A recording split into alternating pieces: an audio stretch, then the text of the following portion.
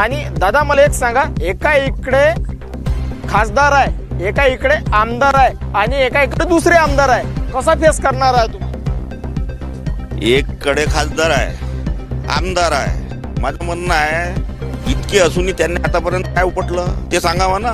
विकास संदर्भात मध्ये काय योजना आणली, तर कोणते कामं केलेले आहे, काम दाखवा त्यांनी, नंतर आमच्याशी चर्चा करा. काम असेल तर दाखवा ना तुम्ही, आमच्यामध्ये क्षमता आहे. एका काळी तुम्ही जेव्हा महाविकास आघाडी स्थापन झाली होती त्यावेळेस तुम्हीच त्यावेळेस खासदार निवडून दिले होते, त्याच वेळेस तुम्ही आमदार निवडून दिले होते. बरोबर आहे. आमच्या त्यांच्यावर एक विश्वास होता. महाविकास आघाडीमध्ये एक विचारांची लढाई होती. ते विचार घेऊन आम्ही त्यांच्यासोबत जुळलेलो होतो. अरे आमच्या त्यांच्याकडून अपेक्षा होती, त्यांनाही आम्ही काही निवेदन दिलेलं आहे, पण आजपर्यंत त्यांनी काम केले नाही.